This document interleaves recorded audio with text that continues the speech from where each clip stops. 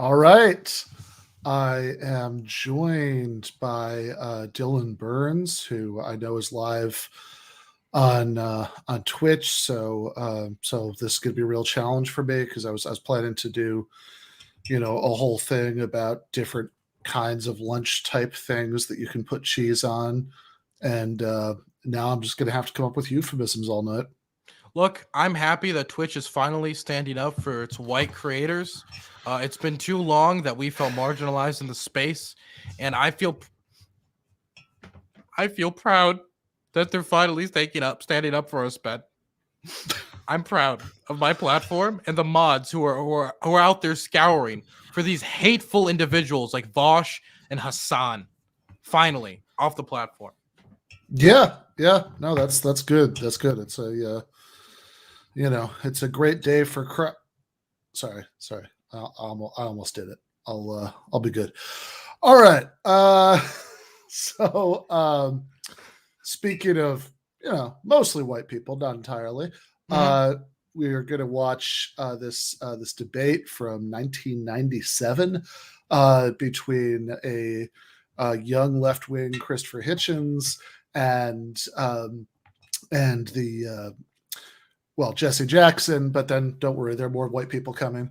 And on the other side, a couple of guys from the National Review. They're debating the death penalty. And Ed Koch, the former mayor, is moderating for some reason, just making the whole event, it was just a little bit more surreal. But any thoughts before we get started? I just want to say that there's like a few issues which I feel like debating is like a slam dunk every time, because once you just get the information out there, everybody has to basically just get over their own emotions. If they can get over that, then they can be for it, right? Because once you get over the hurdle of like, well, let me describe X person who's so terrible, who I think personally deserves like revenge, then you get into the facts or the statistics about the death penalty or how much it costs and how little it helps in actually preventing crime. It's an open and shut case. Like there's not a lot of issues that are like that. I think like for example that or the failure of trickle-down economics might be another one. Or I think Taiwan as a foreign policy issue is a third one.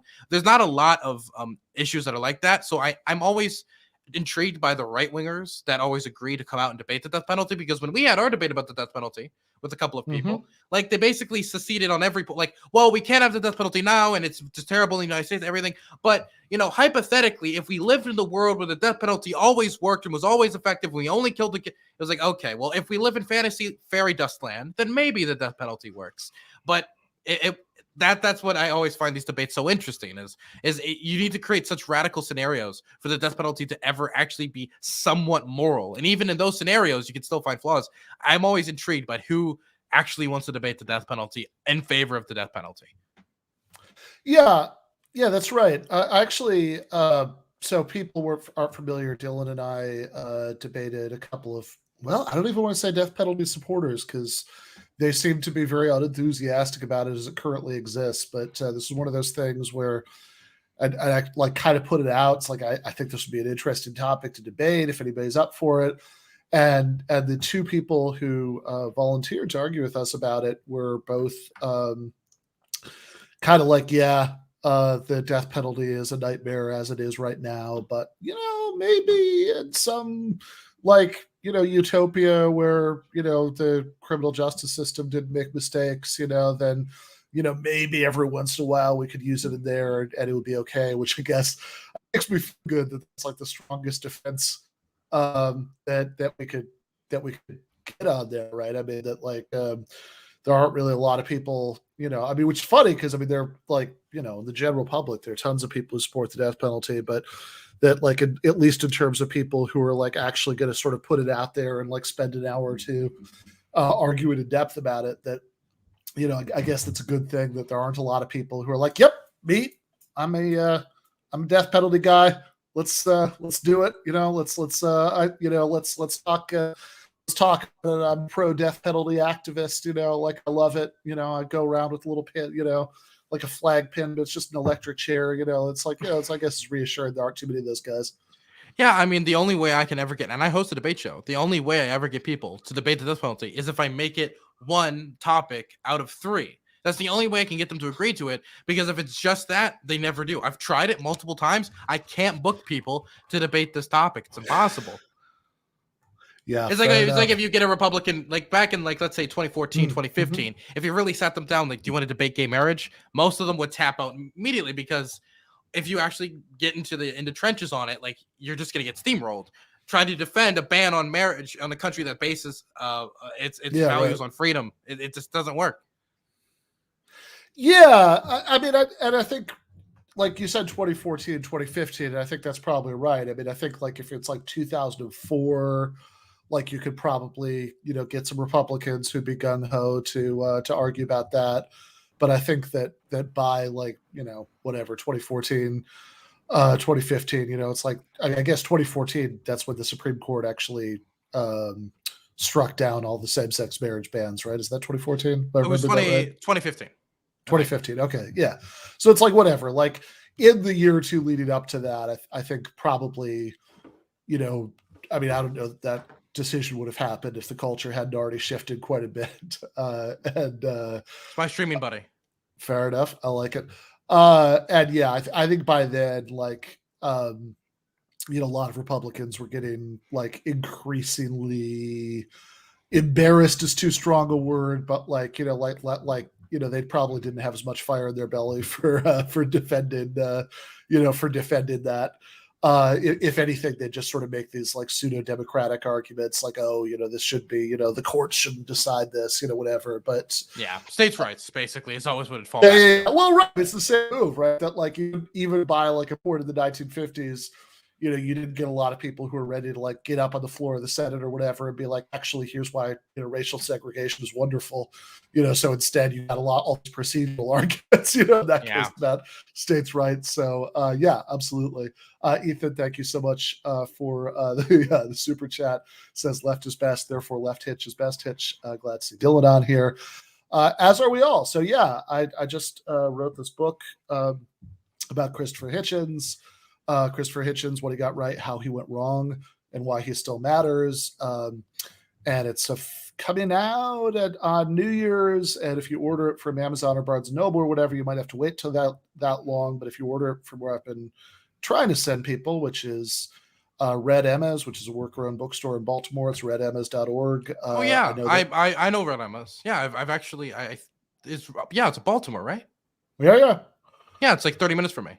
Nice. Yeah, so I just saw they posted today. They're already shipping out, pre-orders early. So, if you want to, if there's a whiskey swilling atheist uncle, you want to get a book about Christopher Hitchens for Christmas, there you go. You might be able to get it on time. But I know, speaking of time, I know you have limited time, so we should get right to it. Wonderful.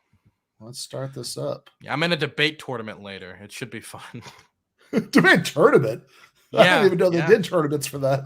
Well, I started the original. Now there's copycats, and so I need to defend my honor. Fair enough. Awesome. All right, let's see how much we can get through it. My name is Ed Koch. Let me give you just a little background on how the evening will proceed. In a moment, I'm going to be introducing the editors of the respective magazines, The Nation and National Review, but you should know the following. This is the second in a series of debates. The first one, which occurred last May, was on the issue of affirmative action, and this one, totally new, totally different, is resolved. The death penalty should be abolished. And in a moment, we'll go to the debate, and I'll explain the time allocations. Maybe I ought to do it right now. Each of the four speakers will speak for 10 minutes. Then there will be 2 5-minute rebuttals, only 1 5 minutes for each side. And then there'll be a brief intermission. When we come back, there will be the questions from the audience. However, you also know the event is being televised, and it will in the future appear on C-SPAN and PBS. So Our first individual to be introduced is the publisher and editorial director of The Nation, Victor Levasky. Victor.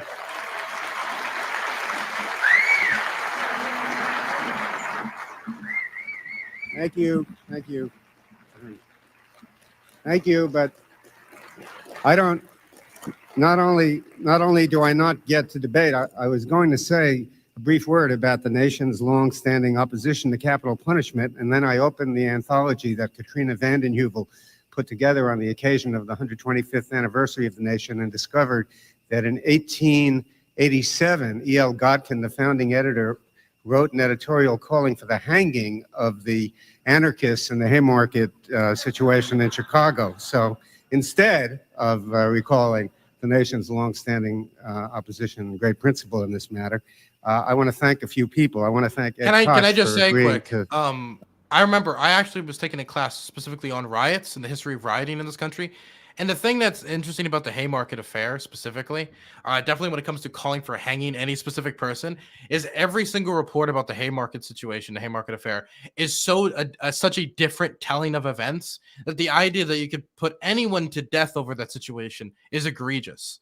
The idea, because there's so much contradictory evidence. And if anything, definitely when you think about America's values founded upon look, innocent until proven guilty. And definitely when you think about a thing like the death penalty, which is a decision you can't really reverse unless you want to unscrew the urn and dump it out the window, I guess, then they're free, right? It's ridiculous to me that anybody could possibly, it's like the Central Park 5 case with Donald Trump, for example, him calling for their killing. Yeah, absolutely. Which is, but that is an astonishing thing. I mean, I guess something that really presaged a lot of what the Trump years were going to be like, that he put out a full page ad saying that those guys should be killed. And then once it became clear that, they were actually innocent and they were cleared, it's like, whatever. Which is kind of the way that all scandals involving Donald Trump ended up playing out. That it turns out that you can just kind of ride these things out and everybody forgets about them. Yeah. All right. Let's actually skip ahead through all the introductions and get to where the actual speakers are starting here. Wonderful. Numerous books, most recently, The Missionary Position, a look at Mother Teresa in theory and practice. Hitchens is a frequent guest on Crossfire, Firing Line, and many other television programs. He has been educated at Balliol College in Oxford, and he makes his home in Washington, D.C. Christopher Hitchens.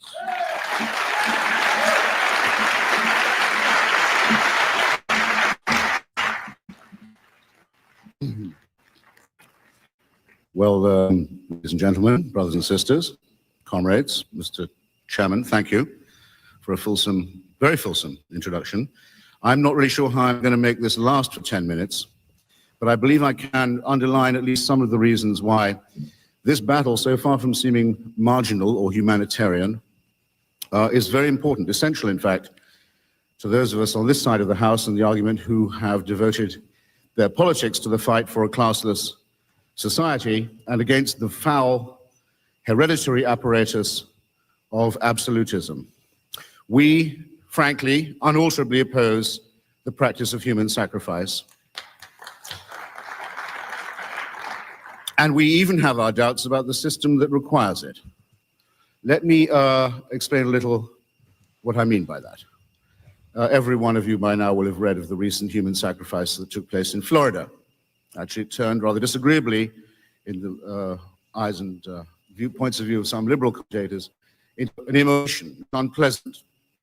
There was the stench of burning flesh, repulsive to the nose. There was the flash of flame behind the mask, appalling to the eye. Mr. Medina's last few seconds can't be measured exactly, but they don't seem to have been very civilized as a means of exiting the society.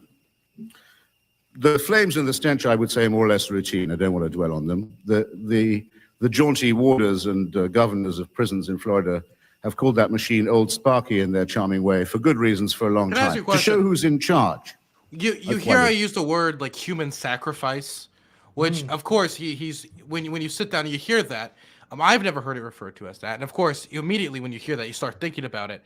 I understand what it's supposed to do. It's supposed to like arc back to like ancient human sacrifices that now as a modern civilization we're like, oh, we're barbaric, we don't do such things, and then we put people in an electric chair, pull it. Do you think that is an effective tactic, or do you think that's the type of thing that most people hear and just like roll their eyes at, like, oh, you're being so melodramatic about the thing? Like, if you're somebody who doesn't know your position, or somebody who's say like the majority of Americans somewhat pro death penalty, do you think that's the type of thing that would like kind of push them back a little bit, or do you think it's a good shock to the system because it makes them start thinking to it? No pun intended when I said shock to the system. Yeah, right. I was just looking up that guy, by the way. He's referred to Pedro Medina, who is a Cuban refugee who was executed in Florida for the murder of a 52-year-old woman in Orlando. Circumstances, that would have been just before this debate. Circumstances of execution elevated objections to the use of electrocution as a means of capital punishment. During his execution, Medina's head burst into flames, filling the death chamber with smoke. I think that if you're sort of using it in a well-timed way, and everything else is strong, then I think it maybe has that shock to the system effect. I mean, I think if you're just sort of like consistently talking that way, then there is the danger that you're just talking to people who are already in your corner, or doing the thing that I'm always frustrated that leftists do in debates, where like they seem to be saying things that are less oriented towards like making people who disagree with them think, and more towards just sort of getting like slow claps from their own audience. Exactly. Yeah. That's what I worry. That's what I worry sometimes, because I feel, for example, I have this thing, and I get heat for it all the time, but I'm fine saying it. There's certain phrases that I think lefties will sometimes say that I feel like we could deliver the same message in a much easier package, get the same thing across, and that's what I'm most interested in, right? For example, when somebody says like, defund the police or abolish the police, and then you sit them down, like some people take like back to that, and I'm like, okay, you could say the same exact thing in an easier package that gets the same message across and communicates to more people. Because when you look at the polling of these catchphrases, it just doesn't poll well. So my main interest is always trying to communicate things, and so when I hear things like human sacrifices, I'm always trying to like take a step back and think like, if you're a normal everyday person, you hear that, is that the type of shit you're gonna roll your eyes at, or is that gonna intrigue you? Yeah, I think the problem with even though summer of 2020, I actually wrote an article for Jackman where I was defending the slogan, because I think there's definitely a way of reading it that is defensible. I think the problem with defund the police is that it's like what you're emphasizing is the budget cut, and that's it, right? Like, and I think that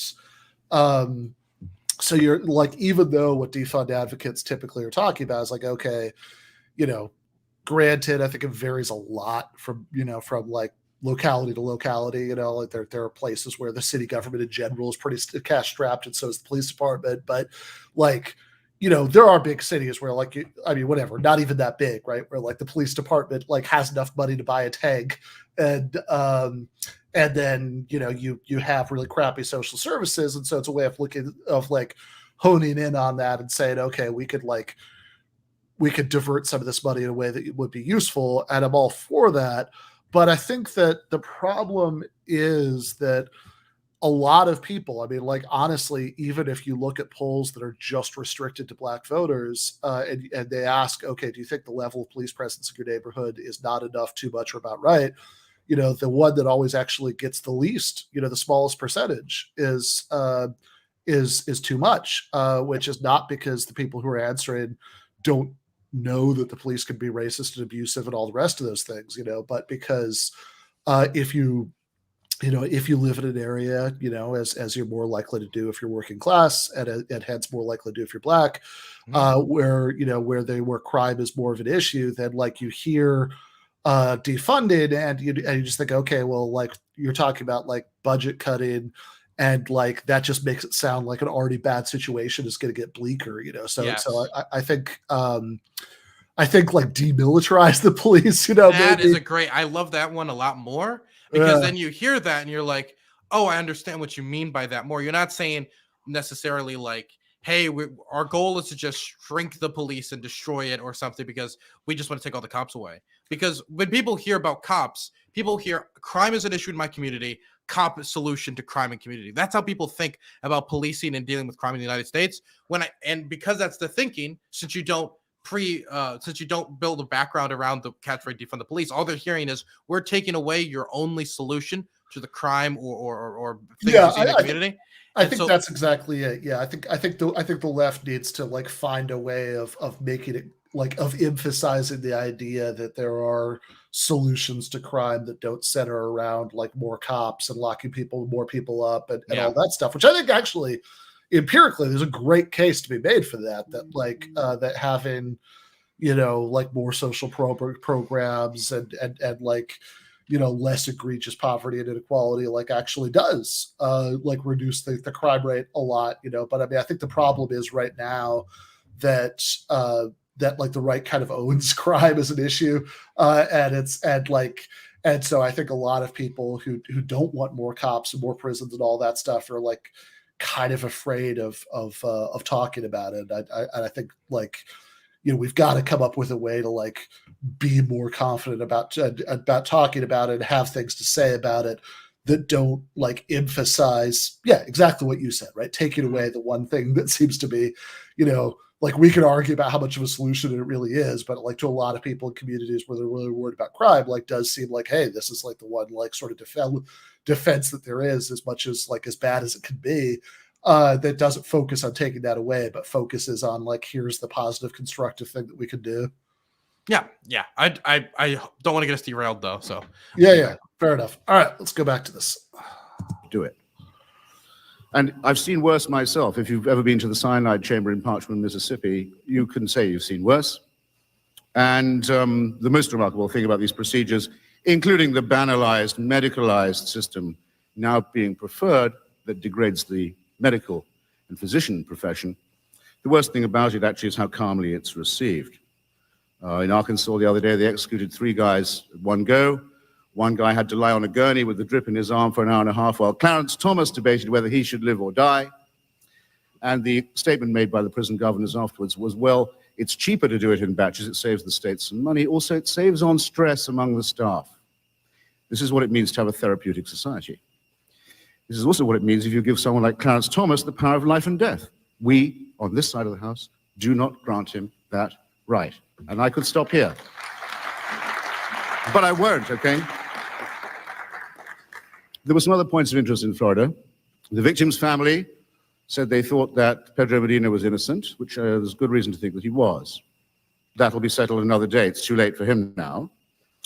His Holiness the Pope intervened asking for clemency. I would consider that a problem for the National Review rather than myself. It's not my business, but it was a point of interest. And the district attorney said in an approval rating seeking statement, well, that'll teach anyone who wants to kill anyone in Florida not to do it here because there appears to be something wrong with our execution apparatus, he said. A considered statement by a district attorney in a State of the Union, clearly seeking popularity and possibly getting it, for all I know or care. Because as you probably don't know, Mr. Chairman, there are some politicians who are not good enough to resist the temptation of the opinion poll attitude to human sacrifice, or indeed to the photo op campaign human sacrifice. I hope this news does not shock or distress you. The President of these United States, in fact, launched his campaign for that high office by executing a mentally retarded black man named Ricky Ray Rector in Arkansas, a man so deeply lobotomized that he saved his dessert after every dinner. He had a fondness of pecan pie when they came to the cell to take him away because Bill Clinton was having a hard time in New Hampshire. And I say, and I can prove it, for no other reason did they come for him that night. Mr. Rector, as he left the cell, left his pecan pie behind, saying he'd save it for later. He didn't know why they'd come, and he helped them to find a place in his arm for the catheter because he thought they were doctors who were trying to cure his condition. A small price to pay, certainly the Clintonoids think, for a presidency of such excellence, and certainly not the least such price, and certainly in the scale of the cost of human sacrifice, probably not the foulest. Now, but take that opinion poll execution that I just alluded to. It could be argued that this is actually an argument against the degradation of our public life and against postmodern politics, that it shows the corruption and rottenness of that, not specifically of the human sacrifice system, sometimes called capital punishment. Well, I could take that point on board, I believe. One thing, I'm a great critic of virtual politics. And it's true that some of the arguments on our side are very good and very sound and very honest and very decent and are made by people who also deserve those adjectives, of whom the Reverend Jackson, whose excellent new book I hope you will buy, is a salient example. But let us agree that there are weaknesses that we might be the first to admit. It has been said that this is a racist penalty. You may have heard it said it's a racist penalty. The evidence that it's a racist penalty is overwhelming. All the figures confirm that it is applied in the most abruptly differential way, as between black and white people of America, and that it is indeed in large parts of the country a legacy of the time when sharp reminders were needed as to who was running the show. But it could equally well be argued that's an objection to racism, not to capital punishment. It could be argued what we need then, therefore, is not a punishment that is inflicted in a racist way. After all, it can even be said, this is a racist society, or a society in recovery from racism. Other penalties, too, are applied differentially. Very well, it could be argued, let's have a non-racist application of the human sacrifice principle. Let me just say that equal opportunity human sacrifice would not meet any of the objections we have to human sacrifice on this side of the house. Pause. Another argument that's very, very popular at the moment. It gets you onto the New York Times letters page infallibly. And so the thing that gets me here is I feel that it might have been better for him to just describe in detail, though, even though he's saying that equal opportunity sacrifice would not be allowed, because there's a lot of things. Like if you ask me, if you get up all the way to the final, like if you deal with most of the issues of death penalty, it would still be fundamentally wrong. But it's still going to appeal to so many people if you show in detail how the death penalty is applied in a racist manner. For example, if you kill someone who's white, that doubles the odds you're going to be going on death row than if you kill somebody who's black, where the odds of you being black on death row is much higher than the odds of you being if you're white. And this has been shown, not only has this been shown clearly by 1997, but it's even more clearly with new studies at my own college, the University of Maryland, and other universities afterwards. So even if that isn't necessarily the end all be all, because then they could say, well, then let's not make it racist. You need to, I think, building upon these things to show just in every single way how it's flawed in every single arena makes it so there was so many things you would have to resolve to the death penalty on top of the principled stance against it, that it should just be done away with. So I think that it might, you could be like, I have a problem with this, but let's move on. I think that might be taking it for granted a little bit. You know what I mean?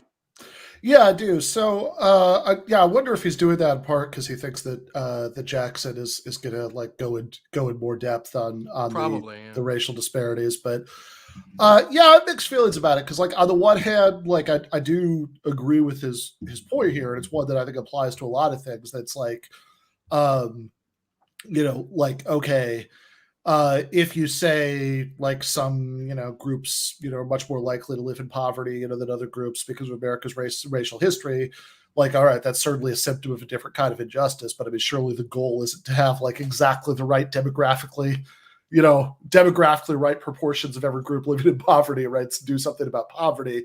And, I think he's applied the same kind of point here that like a racially unbiased, death penalty would still be really bad. But that said, I think that like the points about just how many, false positives there are, I think it is actually really relevant to why we shouldn't have the death penalty, certainly at least in America in 2021 or 1997. Because it's like, okay, sure. The same way that like, even if you generally speaking believe in the Second Amendment, and like think that people should be able to, think that people should be able to keep and bear arms. Like if if your grandfather is incredibly paranoid and racist and has repeatedly shot at the mailman, like he probably shouldn't have a gun, You know, like the same kind of argument should apply here. That it's like, okay, if you have this criminal justice system where lots of people don't get real trials because they're stuck with overworked court-appointed attorneys, and there are these huge racial biases and all that stuff, at least should we admit, you know, even if you don't grant the larger point of principle, which you should, you know, you should at least grant that, like, that's a criminal justice system that shouldn't be trusted with the power over life and death. I think of it like this, right? Let's say that you, like, the people of America are like a board on like a company, and they're trying to like approve or not approve ideas, right? And you come over and you're just like, oh, I got this thing. It's organic lemonade. It's wonderful. But then someone says, well, doesn't it have a little bit of like lead in it though? And you're just like, yeah, it does, right? Well, doesn't it also have wood chips in it? Well, yeah, that's also a problem. Isn't the glass also broken and not properly contained? Yes, it does. Doesn't it also? Oh, and also it's literally made of rat feces. Right. Now, it's probably best to show how many problems it is. So even if you could like fix 1 or 2 or 3, there's so many issues with it that it's better to do away with it altogether, right? Because if you just name the one issue, which is your biggest issue, then people could try to like think of some scenario that fix it. But when you show just how flawed it is on a racial element, on an economic element, on a criminal justice, like actually making sure that people are innocent element, and on a principle, when you show every single dimension of it, it just shows as an idea that needs to be put in the bucket. It just needs to be done away with. Yep. Fair enough. All right, let's go. I noticed this after Florida again, is to say, but if we kill killers, that makes the state like them. How tainting this would be. It's as if there's no moral difference between our government and a murderer. Well, excuse me, okay? This is a government and a state that has just admitted to running a training school for torturers, murderers, and death squad conveners all across Central and South America for 25 years. It's a state that runs a thermonuclear economy. It's a state that is the largest exporter of weaponry and the machinery of death globally in the history of any state in the world, and that's quite a long history of violence. My objection, therefore, is this. The state is already too much like a murderer. It's not going to get very much more so by conducting human sacrifice, but we denied the right anyway. It's been said it's capricious. That's true. And there is one, of course, absolutely morally unanswerable case to be made against it, of a pragmatic kind, which is that an innocent person executed is an unbearable thing to think about. That the irrevocability of it means that justice can never be done, whereas with all other forms of punishment, even if they've been applied by a racist system that never sentences the rich, nonetheless can be corrected. And of course, less often noticed that if you have executed the innocent, you have by definition liberated the guilty. I mean, it's a double offense, in other words, against all possible norms. Again, by definition, ex hypothesi, in the case of the murder of the innocent in a human sacrifice, the culprit has obviously gone free. So that's two. So that's bad. I don't think there'll ever be a convincing argument against that, but it's too limited. No, our argument is this. My argument is this. I should say our argument is this. And we think of it as an irrefragable argument, an irrefutable one. We deny to the state the right to assume the power of life and death over the citizen. In 1981, when Monsieur Robert Badinter was the newly appointed Minister of Justice in France and moved for the abolition of the guillotine in the French National Assembly, the only good thing the Mitterrand administration ever did, and had a long and very wonderful debate, which you can look up. He argued for it like this, with none of the arguments above. He said, we are opposed to the institution of capital punishment. He called it capital punishment, human sacrifice, because it expresses a fundamentally totalitarian relationship between the citizen and the state. The whole campaign of the Enlightenment, the entire progress and conduct of the European bourgeois revolution, if you will, and of the American Revolution in its Painite form, was exactly that, to say to the absolutists, no, the king has no divine right. The church doesn't even have a divine right. The state is a compromise between the government of men and the administration of things. It's an evil compromise. We accept it because things must be administered and, to some extent, men must be governed, but we hope to replace the government of men by the administration of things. In the meantime, the state cannot any longer assume the right of life and death, the power of the high, the middle, and the low. We repudiate it. This is a struggle in which every generation has to take its place and make up its mind. Now, the state may order you to risk your life. It may order you to fight. It may even, many states have, good, my last sentence, may even order you to kill, but it may not order you to die. And we are so fascinated by states that will order death. The kamikaze is the counterpart of the worship of the emperor, that we realize the moral and historical sewer of ancestor worship and hierarchy from which this disgusting apparatus has come. And in saying we reject it and repudiate it, we reject also the beastly system of big government opportunistically deployed, which it represents. Thank you. Yeah, I was just thinking that is a hell of a sentence. Yeah, just so many ands and ands and ands. Yeah, taking full advantage. All right, here's my last sentence, and then it's like a paragraph. Yeah, yeah, fair enough. Apart from as somebody who often moderates other people debating, so you must have a little twinge of irritation watching that. Of course. I felt it for the moderator, because I felt like, okay, last sentence. So I'm thinking 5 to 8 seconds, and I was counting in my head. And I'm like, this motherfucker. I see what he's doing. But it's like, but the thing is, of course, like, it is one sentence. Best thing to do as a moderator always is to just, as long as it doesn't get ridiculously out of hand, you just kind of let it. Because the thing is with moderating these types of debates is you got to be careful not to go because if you were firmly strict, while being strict is important, what you'll do is you'll step on people's toes so much that they'll be afraid to even speak up. And so you got to make sure that you intervene once it's gotten ridiculous at the point that the conversation has disintegrated. So while it is frustrating to jump in on things like that, would kind of destroy the whole point of the debate, kind of destroy the natural flow of conversation. Yeah. No, I'm with you on that. Okay, well, hey, you want to see if we can? I mean, there's more that we could probably say about this, but you want to see if we can squeeze in the first of the national review guys before we. I would be very interested in doing that. All right, let's try to do that.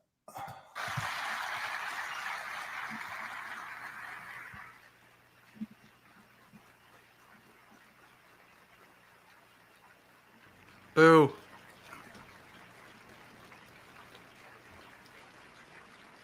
The first speaker in opposition to the resolution is Hadley Arks, a National Review contributing editor. Is the Edward Nye Professor of Jurisprudence and American Institutions at Amherst College. He is the author of several books, Koch is just a moderator. Things and Beyond the Constitution. In addition to writing for National Review, Professor Arkus has a monthly column. A Democrat in would never be in favor of His work has also appeared in the Wall Street Hitchens' Journal, open the statement, we Washington just heard about Post, Bill Clinton, and but commentary. Professor.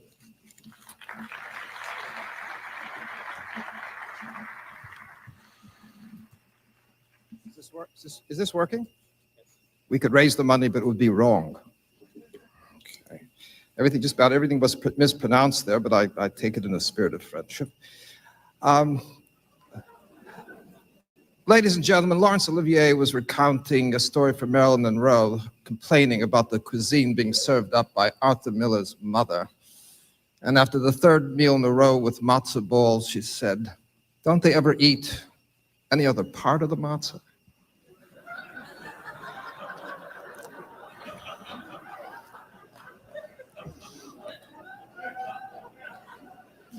Don't charge my time on this, Ed. They're all laughing it out. There are no exceptions. Okay.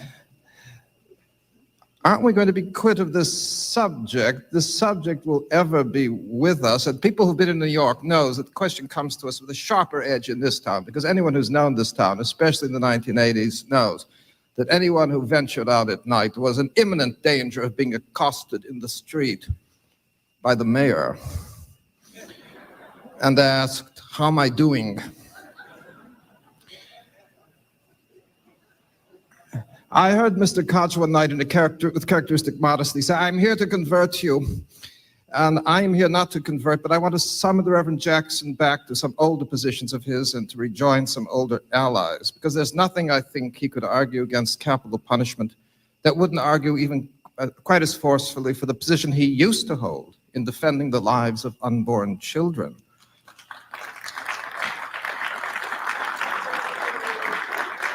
Along with his partner, Mr. Hitchens.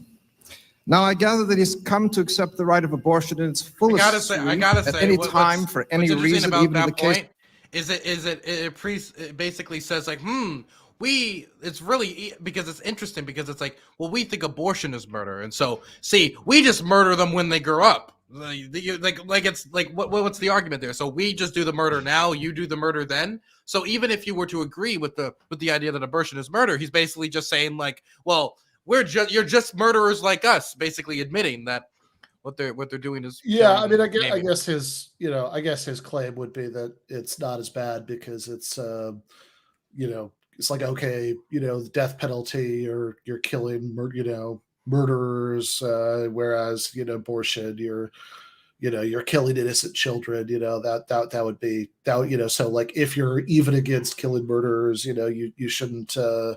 You certainly shouldn't want to kill innocent children. I think that's probably what he's saying. I mean, it's dumb, like, because it's like, okay, first, people being executed are unambiguously, people. They've been giving off brainwaves for decades. They're not like early trimester fetuses. Most abortions happen that are literally mindless, but and also there's the bodily autonomy issue with banning abortion, that like there's no equivalent for the death penalty. So I mean, it's like a silly statement, but I get your point that like, Well, yes, but if the idea is, well, they're innocent, then all Jesse would have to say, okay, let's talk about all the innocent people who were killed under the death penalty, and that would be an easy rebuttal for such an argument, wouldn't it? Yeah, right.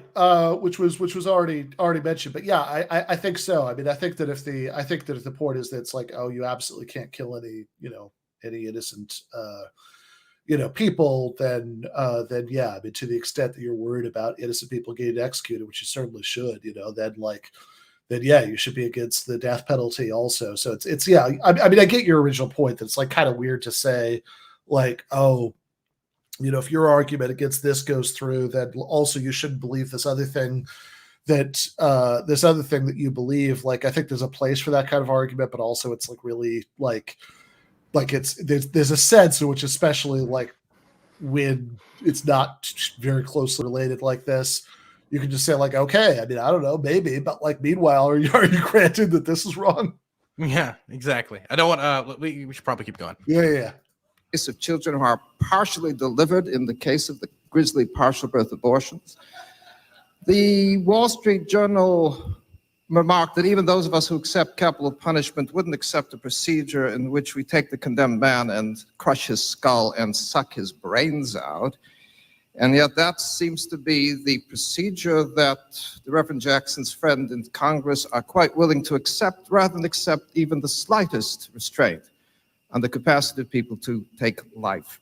For people of ordinary wit, it must matter profoundly as to whether we're dealing with innocent life or taking the lives of people who have already taken the lives of others in the most vicious way. And I think it will require some high powers of alliteration to explain just why no sanctity at all attaches to the lives of the unborn, while sanctity seems to attach to the lives of the most hardened criminals. But with the unborn, their lives may be taken without the slightest restraint in the law. There's no paradox then for our side to begin with the sense that the taking of life at any age, in any condition, must bear the heaviest burden of justification. We take it that the first responsibility of the law is to protect people from the unjustified taking of their lives. And because of that, we understand that the law may have to deploy or threaten lethal force against those who would suffer no inhibitions on the taking of life. The state must be in a position to take life. We know it must be in a position to do that because it can't be unjustified more generally to take life in all instances. There must be a critical distinction between the killing done by a Hitler and the killing done by those who resist being killed unjustly by Hitler. And no perspective that puts those two on the same plane could possibly be called a moral understanding. The case I would make for capital punishment would coincide with Hannah Arendt's final summation on Adolf Eichmann, that you've done something so wrong, so deeply and egregiously wrong, that no member of the human race should be expected to share the earth with you. And for that reason, you must hang. That argument can be made by people who reveal no passion to execute and find no particular satisfaction in the building of jails.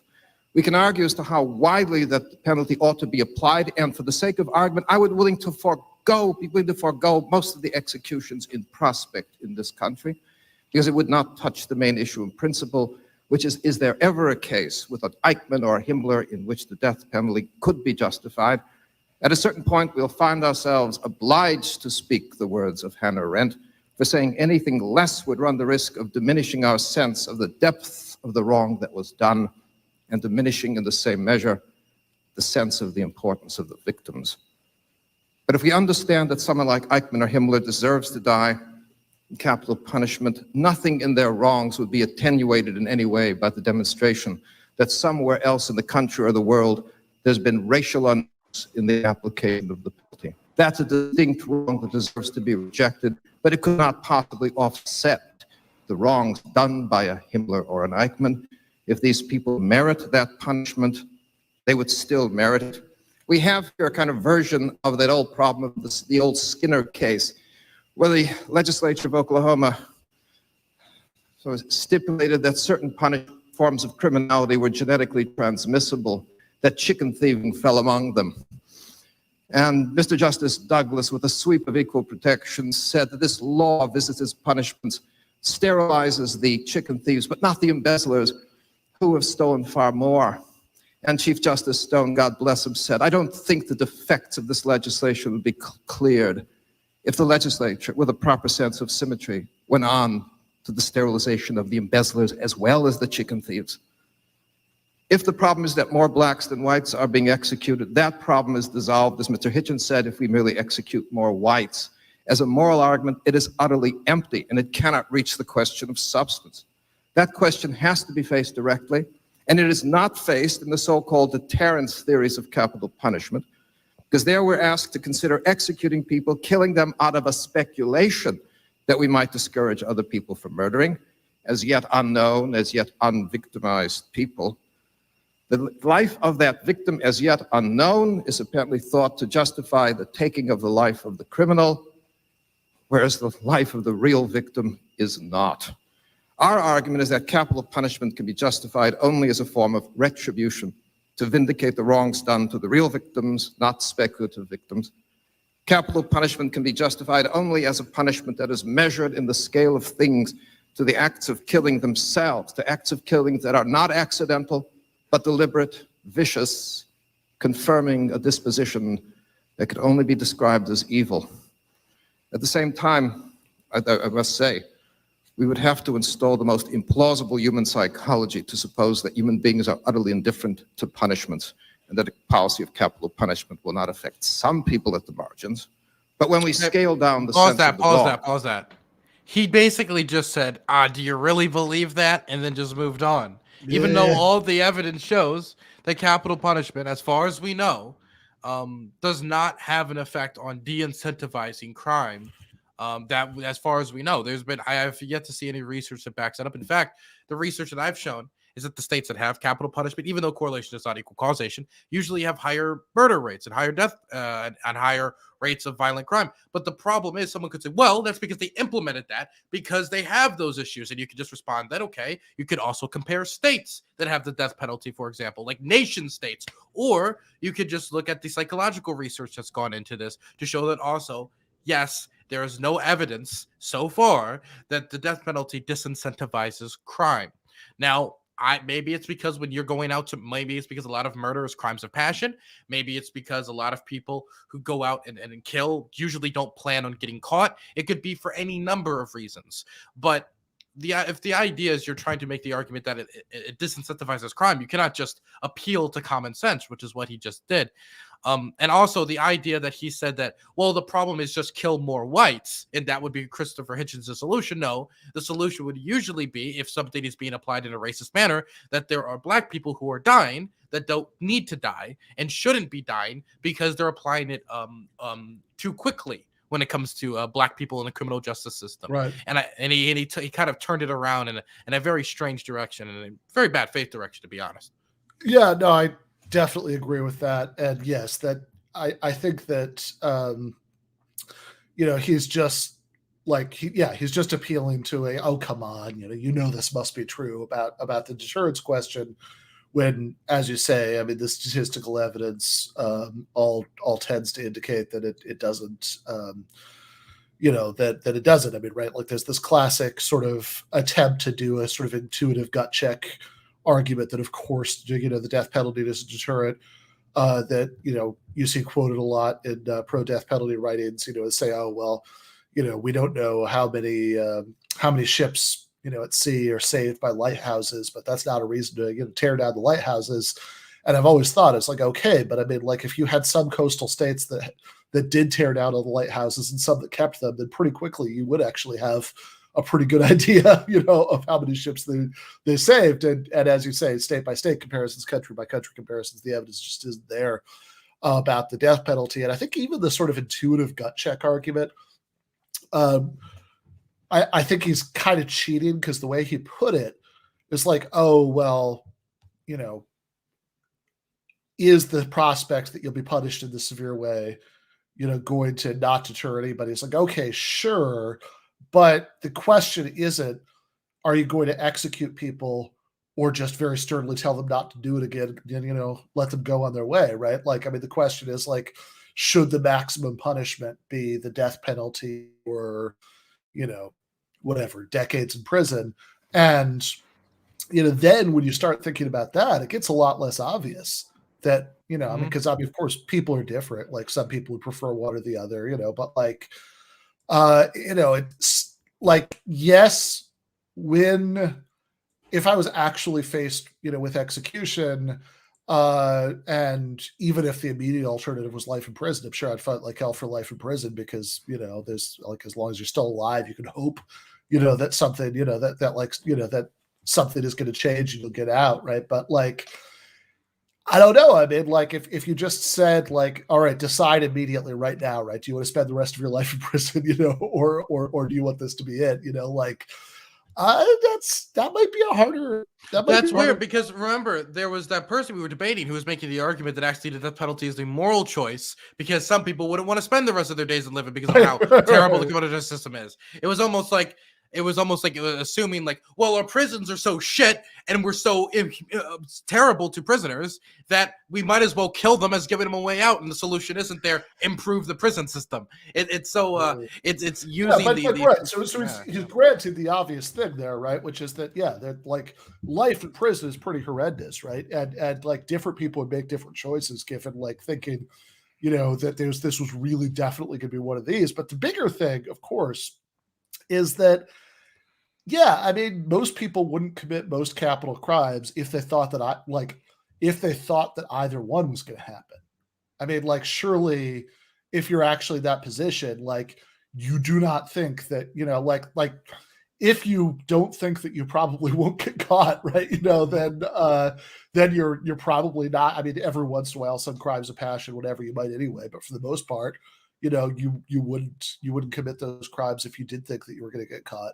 And it's, so it's like, I mean, obviously, the concern that you will, that you'll be punished, plays some role. But I mean, like this idea that it's just obvious that people who almost by definition are counting on, not getting either one, that, and we all know there's some variation about how much people would be deterred by one or the other, that it just should just be so obvious the death penalty can be a greater deterrent that it's like, oh, ignore all the statistics.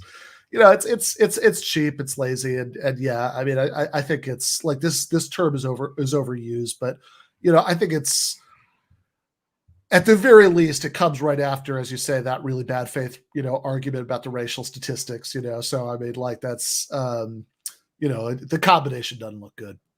I would also say that it's, of course, he brought up Hitler, which every time there's a death penalty debate, it's either Hitler or Osama bin Laden or Boston bomber or something like that. Even though the vast majority of people killed by the death penalty are not, dictators and terrorists. Many of them are obviously not great people. But I think it was great that Christopher Hitchens it preempted this by bringing up a mentally disabled black person who was executed by the state. And I feel that every time somebody asks us to answer for Hitler, to answer for any of these people as why, what if, would you have sentenced them to death, et cetera, et cetera, et cetera, we should always be able to counter with, what about this innocent person that was killed by the state? That was killed by the state, and the innocent people killed every year. The amount of innocent people, I think it's like 8 to 10% of the people on death row right now are innocent. It's an insane amount of people that are innocent on death row right now in the United States. Even though we have DNA evidence and everybody thinks we have these new technologies that will totally not mean we'll execute anyone innocent anymore, and it always comes out, never mind, that wasn't the case. So it's good that we preempted that, and we're making sure that the person answers for the innocent people that are killed every year. Definitely in a country where we value very highly making sure that that we prioritize the innocent over we prioritize making sure that an innocent person goes free over making sure that we always get the guilty. Definitely in a country that values that very much. Yeah, right. Like, I mean, also, I mean, yeah. I mean, out of all the people the United States has executed since the death penalty was reinstated in the 70s, none of them were Hitler. Like, True. You know, and I don't think any of them were even, you know, I don't know. Usually it's not. The thing is, dictators usually, for whatever reason, are never usually executed. Like if you look at like Muammar Gaddafi, or Mussolini, those are the two big examples we can think of. But that wasn't that was no trial. There was no process. Right. Usually, if citizens get their hand on the dictator that's been raping and killing them for years, it's usually those people will make it so the courts don't have to do anything about the case. So there's not really any high profile cases where this is the instance. It's usually the dictator takes their own life, or they go vacation on an island for the rest of the days. Like Idi Amin, I think famously went to Saudi Arabia after the war turned against him, for example. Yeah, I mean, I guess Saddam Hussein is the example that comes to mind, but yes. But like, yeah, right. Usually either people spend their lives in some sort of exile, or else they're just killed by mobs. And you know, it's also like, okay, yeah, the Hitler case, like that seems like the place where the deterrence argument is craziest, actually, right? Like I mean, I can see the retributive argument is strongest with Hitler, you know, or Pol Pot or whoever, but the, you know, there's no deterrence argument there, surely. I mean, right? Like, do you think like you're really supposed to imagine that, like, you know, Hitler is in the he was like, I might get executed, so I'm not going to do the terrible crimes. No, because he controls his country's judicial system. What is he going to do? Hitler's going to have a trial against Hitler? Like they never, because dictators are so egomaniacal, they could never think of actually losing the war. They could never think of actually they'd be in that position. They bank everything on winning. And then when it doesn't go their way, you know, I got to really give it to Hitler, though. He did do a great job in killing Hitler, you know? Yes, that's yeah. I think Gene Baudrillard said that on the show a couple of weeks ago. Nobody ever gives Hitler credit for killing Hitler. Yeah, no, absolutely. I mean, like, yeah, the idea that like Hitler is going to be in the, you know, around the command table with his generals, like the, you know, the downfall scene, and you know, it's like, you know, I'm sure, you know, what.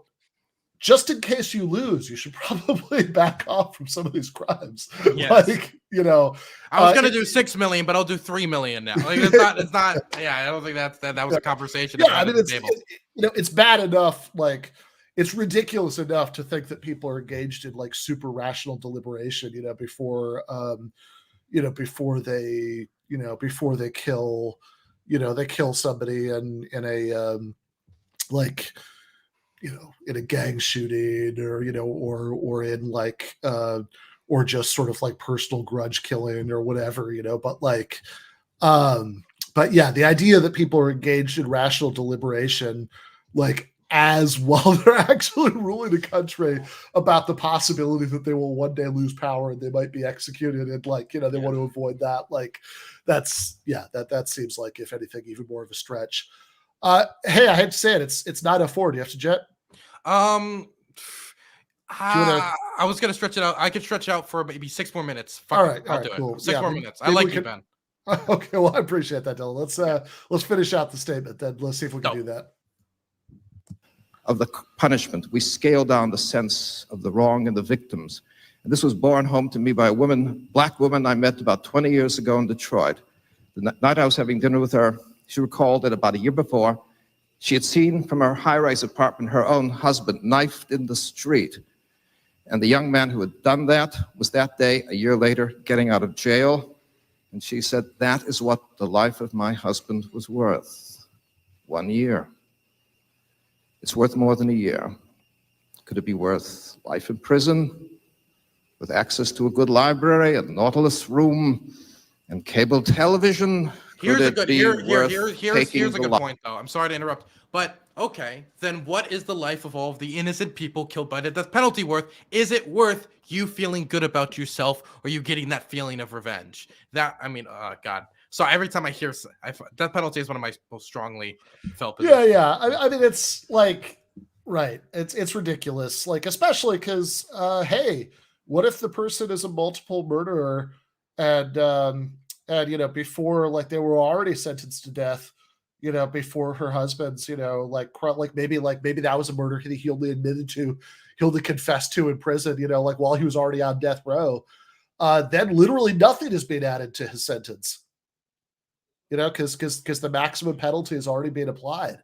Like, yeah, I mean, you're always going to get cases like that. That's like, yeah, you know, you're already being punished so severely that given wherever we max out, like we've just finished. So you'd say, oh, her husband's life, you know, isn't worth anything. I mean, like, presumably the question isn't like, you know, we're not like adding, you know, like the question is, given all the stuff they did, right, what should happen to this person, and then why, right? Like, is it because you know, we think it's going to lower the crime rate? You know, that's the deterrence argument. Is it because you know, well, it's not rehabilitation with the death penalty unless you have resurrection. So, you know, is it that? Is it stopping them from committing more crimes? Like, I can understand all of these rationalizations, and I can even say, you know, not rationalizations. I can understand all those reasons, and I can even understand saying, like, it's, you know, that there's some sense in which, you know, which somebody who's committed a crime has like given up, you know, rights to do certain things, whatever. But like, but stuff like this always just seems like at least it comes really dangerously close to just saying, like, you know, that this is like a form of therapy, you know, for the loved ones of the victim. And even though the research evidence shows that the vast majority of cases, it seems that the majority of cases, or at least a plurality of cases, where people have the execution go through, the victims of the family, they end up not feeling better. In many cases, worse, because they thought in some weird way that it would bring their family member back, but of course it doesn't. Yeah. Yeah. No, absolutely. So I mean, it's like I had to highlight that comment, huh? Yeah, there you go. It's a yeah, I think it's disturbing. Thank you for the super sticker, Tab. But I think it's, yeah, I think it's incredibly disturbing to say that trying to give people that sense of closure should be, you know, like that, like you should actually be taking people's lives over that, especially given the always present risk of taking innocent life. You know, I think that's crazy. But then, yeah, when you factor in that it doesn't even work, you know, that it gets like really, really, really indefensible. But let's see if we can get through this. Gotcha. Life of the killer. In the presence of a real evil, in the presence of a Himmler or Eichmann, it cannot be out of scale to say with Hannah Arendt, we simply cannot share the earth with you. I want to suggest to you that if we can't summon at least that kind of conviction, we run the imminent risk of sliding into a subtle diminishing of the victim. And I wonder, I beg you to consider whether we not have the evidence before us. There's a telling test measured in the things we are willing to laugh about. Nowhere on late night television will you hear jokes about the Holocaust or concentration camps. Mel Brooks will come the closest with Springtime for Hitler. And Woody Allen will say that his wife made a dish called Chicken Himmler. That comes near the edge, but no jokes about the victims or the camps. In contrast, Jay Leno and other comedians for a year made jokes every night about the trial involving the killing of Nicole Brown Simpson and Ron Goldman. Yet if we can laugh about this trial but not about the Holocaust, isn't the measure clear? We have respect for the victims of the Holocaust, but the deaths of Nicole Simpson and Ron Goldman are things we can laugh about. But how are their deaths laughable in the way that the deaths of the victims... I'm sorry, this might have to be the last comment I make, but the idea that you're deciding whether people die or live, including the innocent people on death row, is whether you can laugh or joke about this joke or that joke, or how that is at all relevant to the conversation, is so fucking ridiculous to me. I'm surprised this man had got a job. I'm gonna be honest. Yeah, well, I mean, he got a job at the National Review. It's I got you. You know, I mean, basically charity work almost. I mean, look, I think that, I mean, I think if you ever really like, I think if you ever want like really secure employment, then that if you declare that you've seen the light and you're conservative now, True. there are these like doors, like cathedral doors, like swinging open, you know, and just this like huge world of, you know, like fellowships of having, of, you know, think tanks of, you know, like, yeah, I mean, they could like, look, if they already used up all the budget, you know, for hiring writers, the National Review, like there's always some rich donor you could hit up, you know, to endow a little, you know, they'll get you taken care of.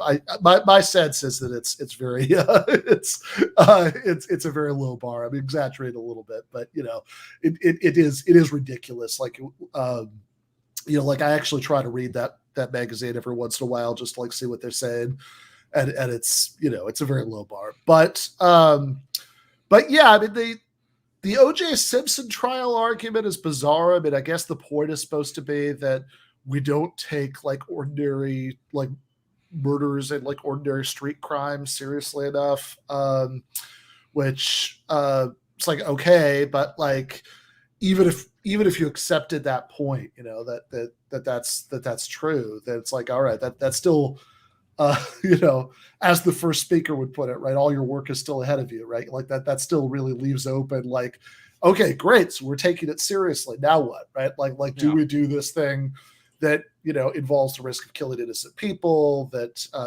irreversible, that doesn't actually work, you know, and achieving any of the things that's really supposed to achieve, you know, like, is that what taking it seriously is? I think a great response would be bringing up how the small monetary compensation packages many people have gotten once they find out that somebody's been innocent and was put to death. That'd be a great response. He's like, oh, so their life was only worth 1 year. Well, the life of so-and-so was literally worth nothing. They were never compensated. This so-and-so was worth $5,000 from Tennessee, the government of Tennessee. That's how much their life was worth. And they were killed by the state.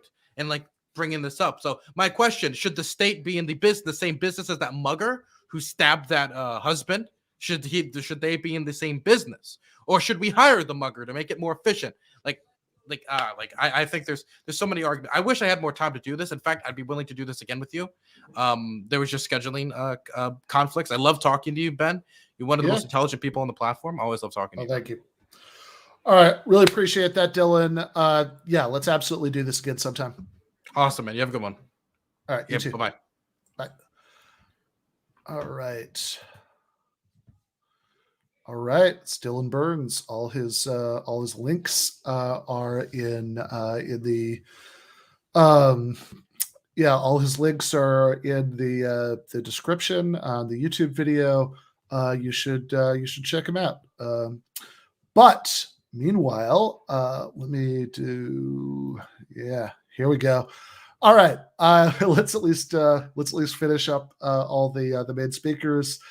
Before we call it a night. I believe Jesse Jackson, who I see Christine in the comments, pining for him. I believe Jesse is next.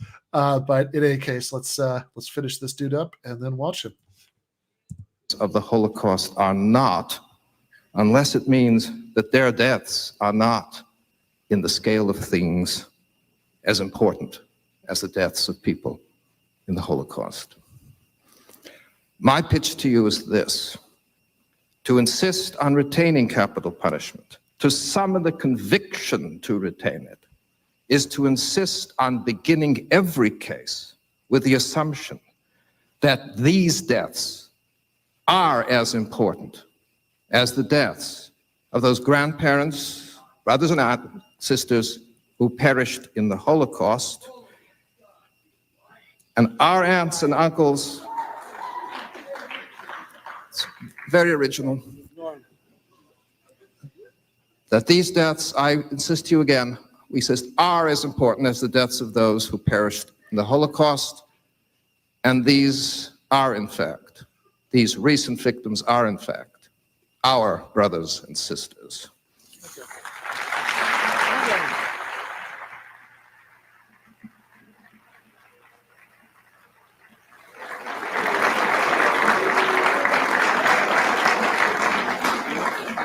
Our second speaker, a proponent of the resolution, is the Reverend Jesse Louis Jackson, president and founder of the Rainbow Push Coalition. He is one of America's foremost political figures. Over the past 30 years, he has played a pivotal role in virtually every movement for empowerment and peace and civil rights and gender equality and economic and social justice. With his son, Jesse Jackson Jr., he has recently co-authored the book Legal Lynching, which is about the death penalty. Reverend Jackson's two presidential campaigns broke new ground in U.S. politics. His 1984 campaign won 3.5 million votes, registered over 1 million new voters, and helped the Democratic Party regain control of the Senate in 1986. His 1988 candidacy won 7 million votes, registered 2 million new voters, and helped to sweep hundreds of elected officials into office. His clear, progressive agenda and his ability to build an unprecedented coalition inspired millions to join the political process. Reverend Jesse Jackson.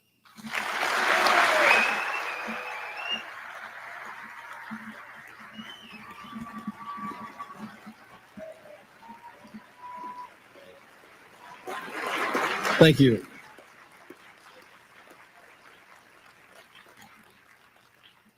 Thank you, Mayor Koch, for that endorsement. Thank you. Give him a hand, will you please?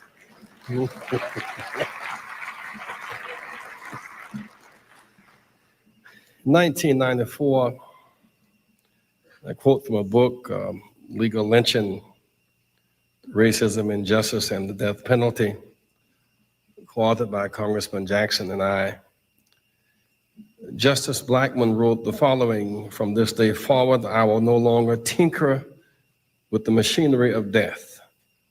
For more than 20 years, I have endeavored, indeed I have struggled, along with the majority of this court, to develop procedural and substantive rules that would lend more than mere appearances of fairness to the death penalty endeavor, rather than continue to coddle the court's delusion that the desired level of fairness has been achieved and the need for regulation eviscerated.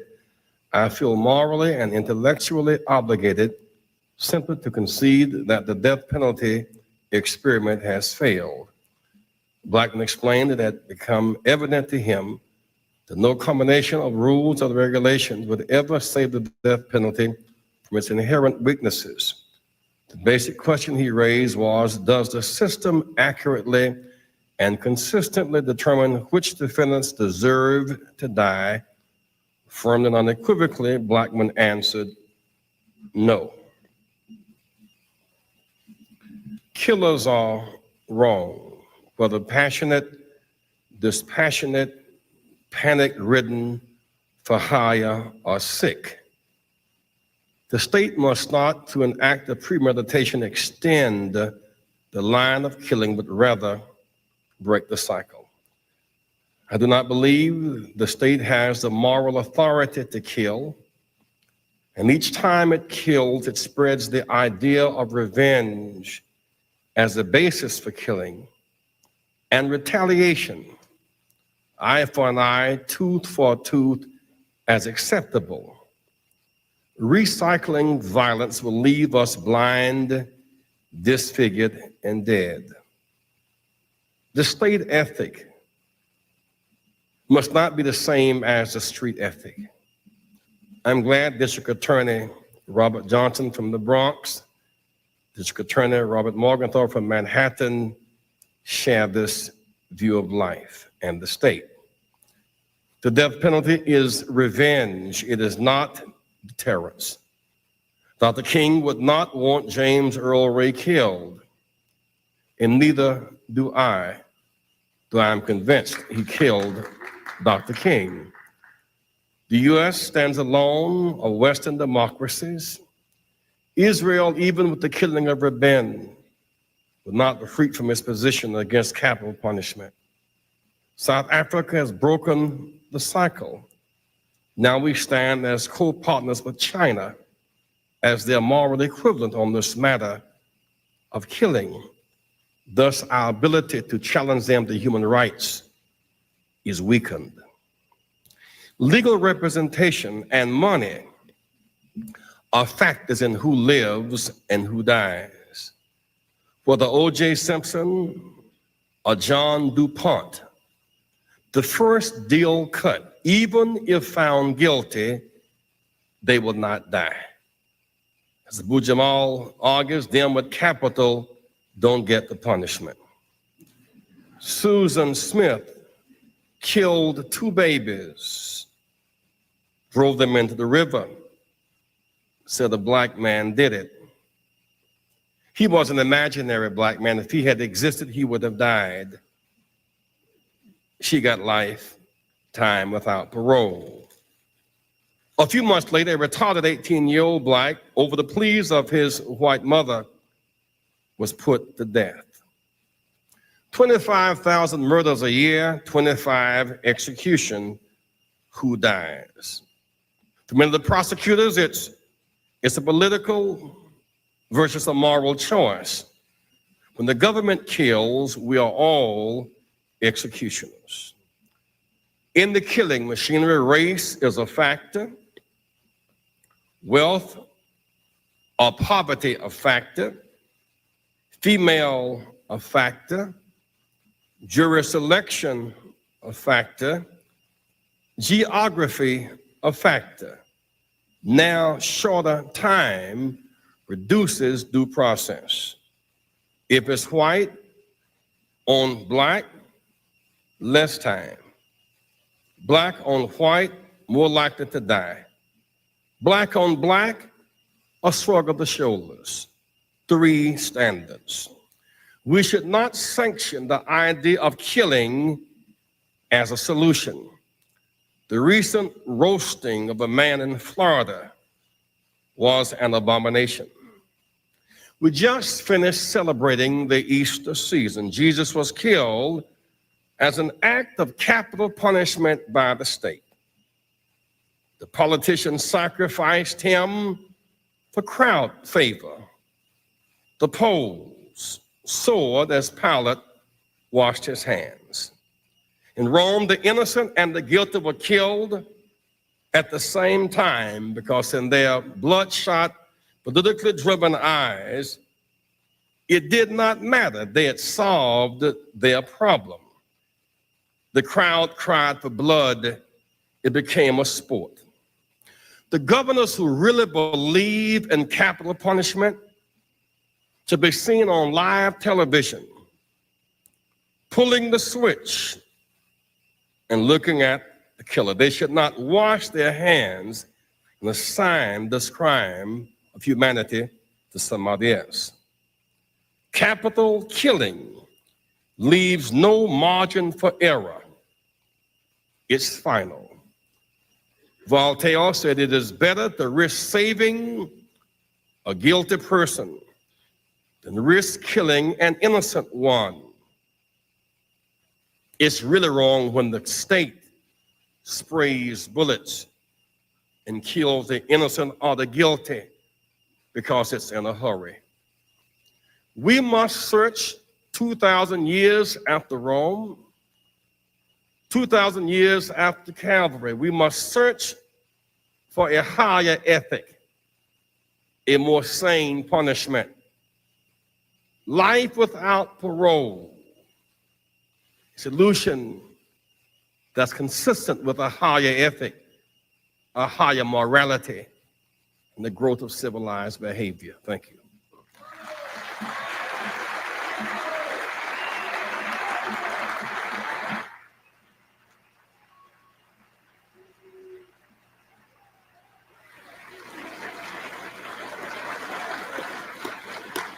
Our final speaker in opposition to the resolution is Judge Stephen J. Markman, who was a National Review contributing editor until his appointment to the Michigan Court of Appeals. An expert on the federal judicial selection process and criminal law, Judge Markman was Assistant Attorney General of the United States from 1985 to 1989 and was the United States Attorney in Michigan from 1989 to 1993. He was also the Deputy Chief Counsel of the Senate Judiciary Committee for 7 years before working for the Justice Department. He has authored numerous scholarly articles for the Stanford Law Review, the University of Chicago Law Review, the American Criminal Justice Law Review, and Harper's Magazine. Judge Stephen Markman.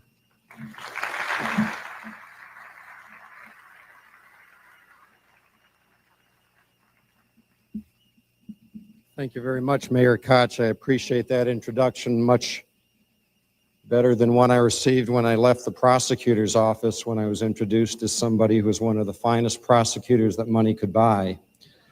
I know that the person intended to say something nice about me, but I'm not sure they succeeded. My wife, who was on the dais at the same time, was introduced as one of the finest ladies to walk the streets. I'm sure she felt much the same way. I find the mindset of my distinguished colleagues on the other side of this debate to be quite remarkable. Thanks in part to the adoption of the constitutional and social values endorsed by their Journal of Opinion for the past 2 generations, we have, I would submit, in place today a seriously weakened criminal justice system, one that was utterly redefined by the judicial decisions of the 1960s. And partially as a result of these decisions, we now suffer rates of violent crime in this country 4 and 5 times higher than that in 1960 in most violent crime categories. These current levels of crime, in other words, have not always been with us. Within the memory of most adult Americans, such levels were a fraction of what they are today. The 7 million violent crimes committed each year, including the 25,000 homicides, as well as the additional 26 million burglaries and larcenies, which at any moment threaten to erupt into a violent crime, are unprecedented in our nation's history and unequaled among developed nations. Yet, in the face of this brutality, one which affects every aspect of the lives of those in our inner cities, affects where people work, where people play, where they shop, where they educate their children, whether they can sit on the front porch after dark, whether they can go to the park, whether they have a job. My colleagues propose to assure that the predator class among us need not ever worry about being subject to the punishment which they fear the most. It is too barbaric, we are told. What a wonderfully discriminating sense of barbarism. Just going to pause for a second here and point out that he is just helping himself to the conclusion that this is, in fact, the punishment that criminals fear the most, or more precisely, he's helping himself to the conclusion that criminals fear it enough more than life in prison, that having the death penalty as the maximum possible sentence rather than life in prison as the maximum possible sentence,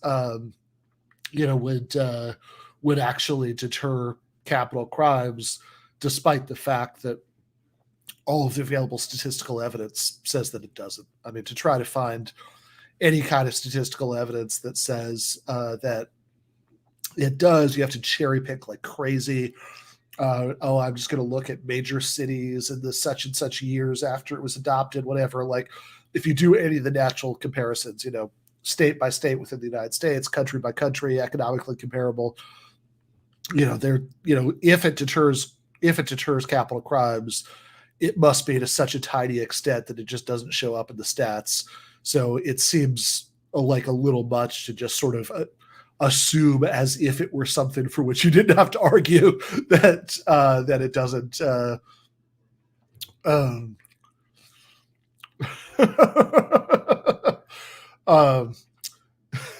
Jacob says, my wife just walked into the room and said, "What the hell is this asshole talking about?" Referring to the speaker. I appreciate that distinction. But yeah, I think it is just a hell of a thing to just help yourself to the assumption that, of course, this is true, that it's more of a deterrent than life in prison, without some really powerful statistical evidence. As far as I know, maybe it's just going to wow me here, but as far as I know, just does not exist. As for me, I would rather opt for the barbarism of the killer who cut up the woman and stole her fetus from her in Chicago and then shot the 2 squealing children in the room next to her. That kind of barbarism trumps the barbarism of the death penalty. The first function of government is not a turkey in every pot or food stamps in every mailbox. It's protection of decent society from those very few who are evil among us. When your typical garden variety homicide today is on page C6 of your average urban newspaper, if even given that much attention, you've got a pretty good indicator, I would submit, that government is not performing its primary function very well. First of all, let me say that the arguments raised by my colleagues on the other side of this debate are purely distractions. Whether the concern which they voice is the deterrent impact of the death penalty, racial disparities in the process, the possibility of mistake, or the inadequacy of procedures, in truth, none of this is determinative to them, since they would, I believe, oppose a death penalty under any circumstances. Their concerns really do remind me of the federal judge several years ago who objected to an execution because the solution for the lethal injection had not been approved of by the Food and Drug Administration for its purpose. Now, even if it were to be demonstrated beyond a scintilla of a doubt that each execution deterred 100 killings, I would presume that they would continue to oppose the death penalty.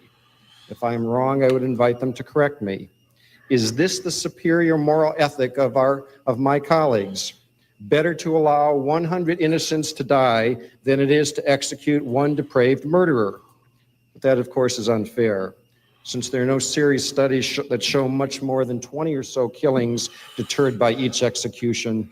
The question is, better to allow 20 or so innocents to die than it is to execute one depraved murderer.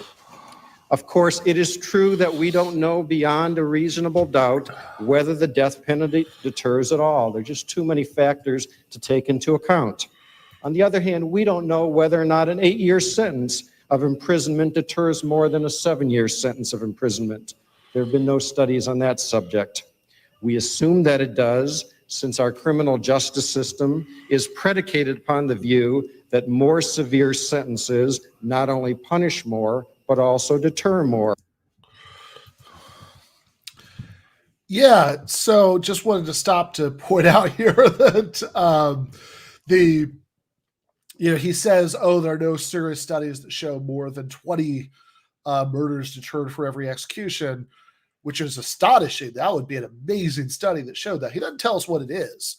He just sort of implies that there is some study somewhere that shows that, and he doesn't, which seems like, given that he must know that death penalty abolitionists don't standardly think that it has any deterrent effect at all. Like you'd think if he was going to claim effects that dramatic, he would at least back that up. I'm saying what the study was.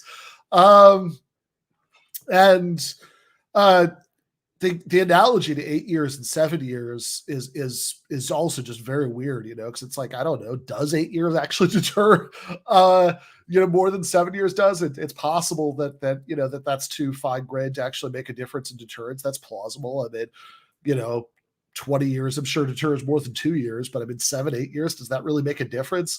That seems like something that Hitchens and Jackson could just take on board and say, yeah, it probably doesn't. So we should also not like, we should also err on the side of more humane sentences and, not having people in prison for quite as long, because it's not clear that it deters people. But the big thing is, he's going to say, well, we can't be sure that it has a deterrent effect. It's like, okay, well, if you can't be sure of that, then that really shouldn't be any part of your case for the death penalty, because it's like there are lots of things where it might be reasonable to say, hey, something might have such and such a good effect, and we can't be sure, but it's worth a shot. We should do it just in case it does.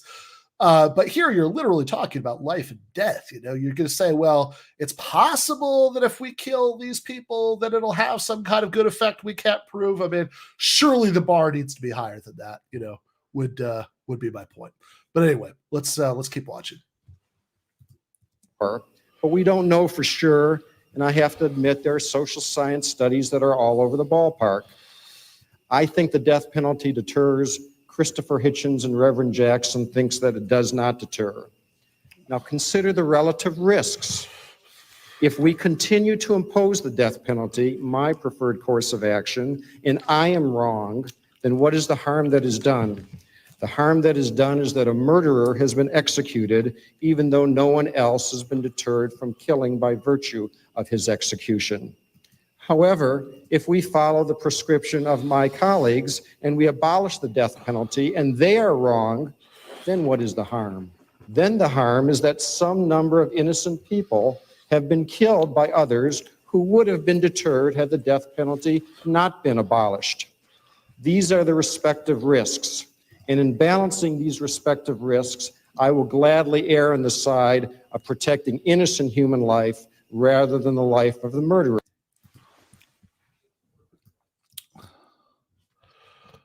I'm not going to keep interrupting this often, but this is a terrible argument.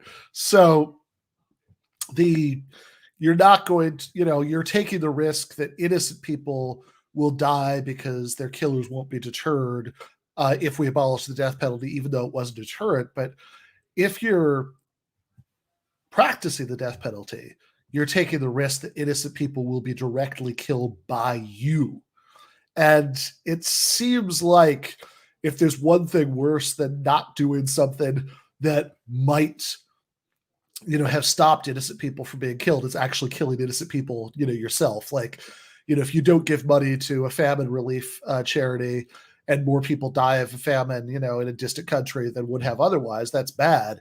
But if you actually take a plane to that country yourself and start shooting people, that's worse. Further, given that my colleagues manifestly view capital punishment as the most egregious form of punishment, why shouldn't we assume that criminals also feel the same way and at least occasionally are discouraged from committing a crime for fear of such punishment? I would suggest that the better studies in capital punishment show that there may be as many as 175,000 deaths that have been deterred by virtue of capital punishment since the beginning of the century. And that figure needs to be placed on the balance scale when we weigh this issue. Let me also say, with respect to deterrence, that the rate of homicides, as I've mentioned, in this country has soared. Which studies? Tell us what these studies are. Come on, man. 4 to 5 times above what it was in the early 1960s, or about the time that the judicial branch decided to effectively abolish the death penalty in the United States. Now, let me say that there are a variety of factors which probably account for this trend. Nevertheless, I find it remarkable that the death penalty abolitionists are so cocksure that the death penalty has no deterrent value. Given the tragic growth in the United States and the number of homicides, particularly stranger homicides, during the very period in which the death penalty has ceased to be a realistic part of our criminal justice system, I would think at the least that the abolitionist would exercise a bit more humility in making arguments about its lack of deterrent value. But at the very least, I would place the risk of deterrence not upon the innocent individual, but upon the person who has taken human life and shown his disdain for that life. It's a very selective sense of brutality that my colleagues have here. In 1996, many of you may recall a story about a New Jersey school teacher, Kathleen Weinstein, who was carjacked and killed. Thanks to a tape recorder that she was carrying, we have for posterity a 24-minute tape of Kathleen Weinstein pleading for her life with her captor. She made an effort to befriend her tormentor. She made an effort to understand what was going on in his mind. She made an effort to reason with him. She appealed to his logic and she appealed to his heart. All of this was in vain as Kathleen Weinstein was killed for her car, and her husband and son today are left without a wife and a mother. My purpose in mentioning this crime is not because it was a remarkable crime, but precisely because it was so unremarkable, except for the tape recording. The agony that Kathleen Weinstein went through and that emerges from the tape is hardly different, I would suggest, from the agony suffered by virtually all victims of stranger murders. The fact that their agonies have not been preserved like those of Kathleen Weinstein does not make them any less real.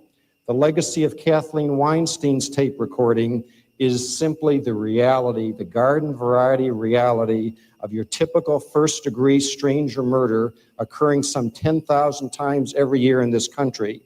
Although we are spared on that tape the final cries and screams of Miss Weinstein.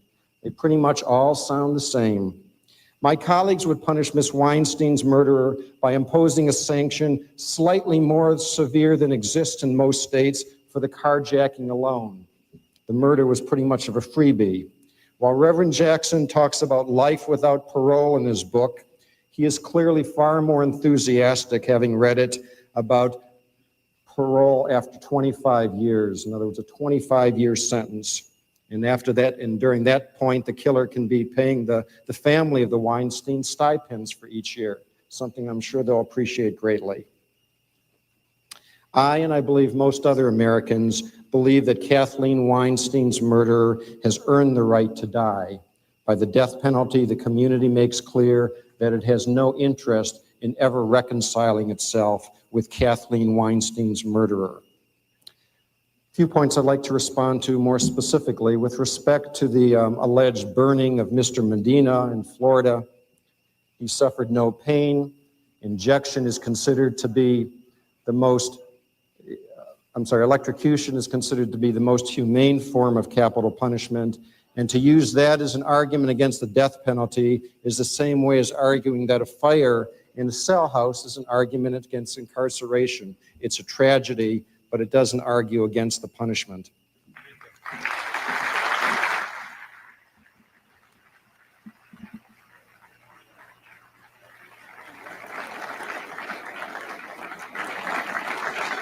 Each side will now have a total of 5 minutes for rebuttal, and we will start with the nation, the affirmative of the resolution. And are you going to divide it, or? We will. Okay. The timekeeper will just keep running up until 5 minutes. So within your own discretion, you'll decide when to turn it over. Mr. Hitchens. Very well. No one wants to coddle dispassion or panic or for hire or for sick. No one wants to coddle kiddos. Much of the killing that takes place in spite of the fact that the laws are on the books, because those who are barbaric and sick don't think the process through. Death penalty didn't stop Stewart from shooting his pregnant wife. The abdomen in Boston didn't stop Susan Smith from driving her 2 babies in the river in South Carolina. Didn't stop the 3 boys in Chicago last week from attempting to kill a young youth. And so there is no evidence of deterrence. Last night, it seems a policeman here executed a young black in the back. Didn't stop him.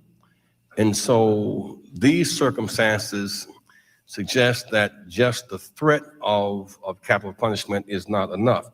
I would make the case that if we end easy access to guns and stop glorifying murder as a solution on TV, that we begin to move toward creating within our society a new sense of humanity and new values. Our youth by age 15 have seen 18,000 hours of television. They've seen almost 500,000 problems resolved with murder. They think that revenge and retaliation is acceptable. It's wrong, and the state should not affirm their degeneracy.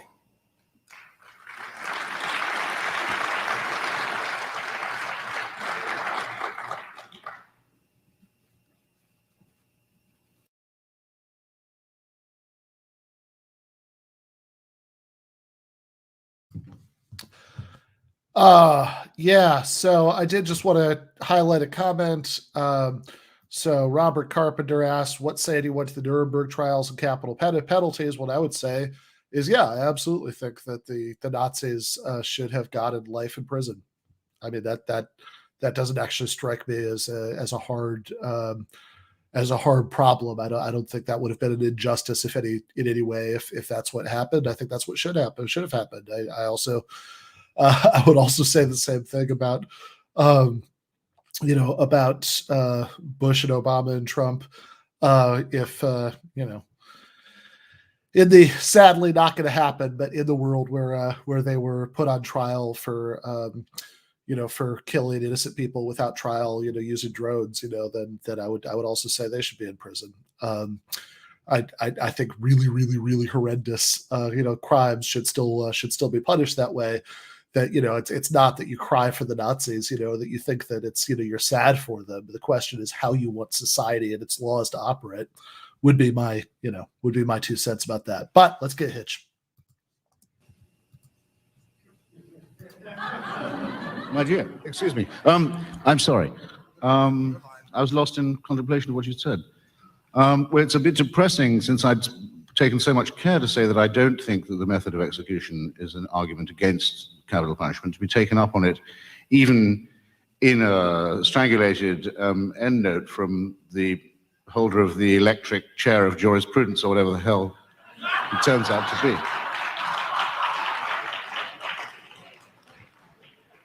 If you want simply to get up and make a salad of stories about people who've behaved with a depraved indifference to human rights and human life, a depraved indifference, a shocking, horrifying indifference, then I don't believe that either the Reverend or myself could be far behind you in postulating such cases. In the case example of the Chicago dismembering, to which we were treated, I think a case may have been being made for, but I think at least it can be said, as so often in arguments with the National Review, inadvertently, the case there being made might, for all I know, be a case for the execution of the insane. I don't know whether or not you have a view about the execution of the insane, but certainly in many cases of pornographic depravity and indifference to human life, that's what you're up against. I didn't hear you say whether you felt the insane should be executed or not. You admit that the calculus of deterrence is impossible. You're right there. In attempting to express society's disapproval via the state in this way, you'd have to, I think, add very largely to the number of capital offenses. Horrific rapes, for example, that don't actually take life. You'd have to try and think about how to execute people preemptively, how to pick out the people likely to kill or kill again, do that. And you'd have to very substantially lower the age at which the state could send someone to the chair or the gas chamber or the guillotine. Now, of course, in the societies of Western and Southern Europe, where this penalty was until recently enforced, all those things did happen all the time. They did execute children, they did execute the insane, they did execute people preemptively, and they vastly increased the number of offenses for which someone could be executed. And it was the very confrontation with that diminishing return, with the complete non sequitur of capital punishment as an answer to murder, with the the disconnection between the problem of depravity and murder and the supposed solution, that all these societies disencumbered themselves. These were not sentimental countries either. Portugal and Spain are not sentimental countries when it comes to violence. Germany doesn't do it. Hungary doesn't do it. Even the British, for whom it attained something like the status of a national fetish, finally were able to break themselves of the habit. Why is it that in these United States, now I think I know why the conservatives, who always know when and when not to oppose big government. The reason they behave like this, I conclude, is that their attachment to this fetish is deep-rooted in a way they didn't quite succeed in justifying to us. It means something to them in the preservation of their authority, and it gives me an additional reason for wishing to see them stripped of it. Thank you.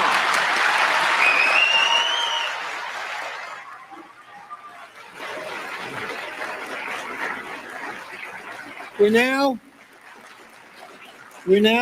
turn to the National Review and the two speakers, Stephen Markman and Hadley Arcus. And you have a total of 5 minutes between you to choose as you will. I'll take the lead. Is this on? It's on. Go ahead. Okay, I couldn't quite pick up everything over there. I think the accent was throwing me. I think he said the cheesemaker shall inherit the earth or something like that. Well, the Don Rickles Professor of Journalism was certainly unloaded, but I think that this is almost like debating the Tonight Show, that I don't think our colleagues really meant to encounter us or to address the kinds of arguments that we were raising, and it doesn't sound like the world that the rest of us inhabit. Let me just go back for a moment. In the days of Cicero, in Rome, there were no police. People had bodyguards. We took it as a moral evolution to bring ourselves to the point of saying that the right of an infirm person, an older person, to be protected in the street would not depend on her capacity to summon physical force against the aggressors. It was a mark of some evolution to vest in the community the authority to deploy on behalf of the weak the force that the weak would be justified in deploying on their own. Am I to take it from the Reverend Jackson that the state may not deploy that kind of force for the sake of protecting the weak, that it could not deploy that kind of force in resisting the Axis in the Second World War or defending American interests in the world?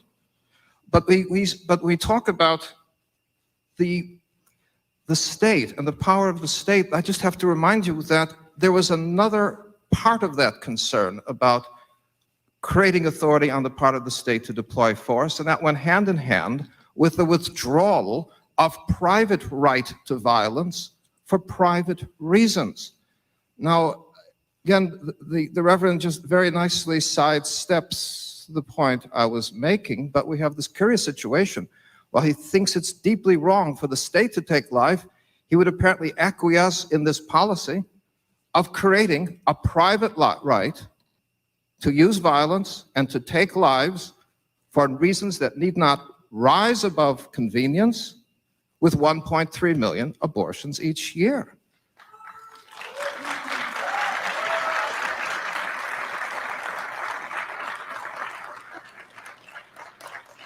Did you mean boo in the negative sense? Yes. All right. Well, I have yet to hear quite the explanation, because on this matter of partial birth abortion, I don't think the Reverend is suffering any strain that the child partially delivered is in the human species, and we still have to understand what reasons allow us to take that life for any reason at all, and never to touch the life of the most hardened, vicious criminal. Well,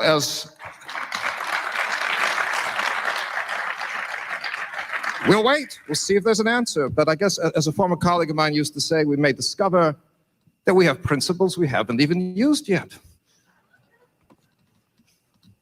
I guess I would repeat my question to my distinguished colleagues on the other side, and that is, if it were proven beyond a purview of doubt that each execution deterred 20, 10, 5, 1, 100 murders, would that make any difference whatsoever to you? With respect to Reverend Jackson's suggestion that this is a racist penalty, and this is also a theme that runs through his book, which I did find a very interesting and in many respects a thoughtful book, I would point out a few statistics. Number one, since the death penalty was reinstituted, 47% of all murders in the United States have been committed by blacks, 38% by whites. Notwithstanding that fact, 56% of all those executed have been whites and 38% blacks. Whites are executed on average 15 months earlier than our blacks. 12 out of every 1,000 blacks who commit murders are administered the death penalty, 16 out of every 1,000 whites. The statistics go on and on and on. One can legitimately argue against the death penalty, but to suggest that there's any evidence whatsoever to support the idea that the death penalty is administered in a racist way is just absent. The more sophisticated argument raised by my distinguished colleagues is that, no, it's not the race of the killer that makes a difference because the statistics are, as I've just suggested, but it's the race of the victim. And they point to statistics showing that a disproportionate number of capital penalty cases involve white victims. This results from another statistical factor, however, which they also gloss over, and that is the fact that blacks commit approximately 8 times as many murders of whites as whites commit of blacks, and there are 24 times as many interracial murders committed by blacks as by whites. And when you're talking about that kind of black on white or white on black murder, the stranger murder, those tend to be the kind of murders that are most susceptible to capital punishment. Thank you. Good.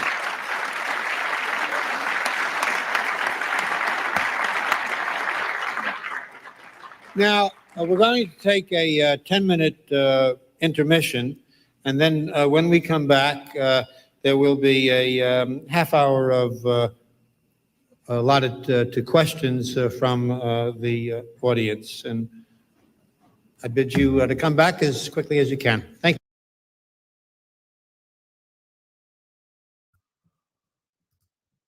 All right. So we usually cut these off before the questions.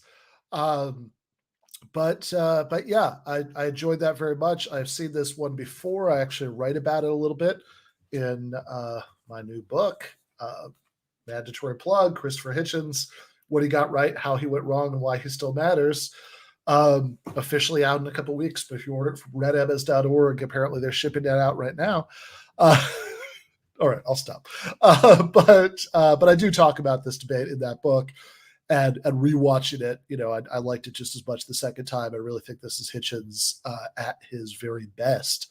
I think, yeah, I agree with you. I agree with you, Munda, that the statistical claims at the end were made in kind of a slimy way, you know, bouncing back and forth from crime in general to capital crimes and talking about the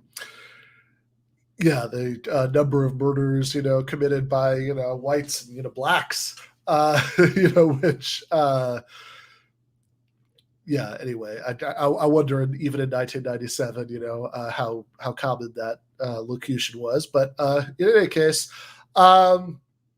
so that, you know, I think what he was missing is the statistics about, you know, how many people, like, not, you know, like, forget how many of each kind of crime there are, but out of, you know, if a white person kills a black person versus a white person kills a white person versus, you know, a black person kills a white person versus a black person kills a black person, how likely is it, right? What proportion of each of those categories does the death penalty get applied? That's the real question. So I think most of what he was saying was just kind of irrelevant.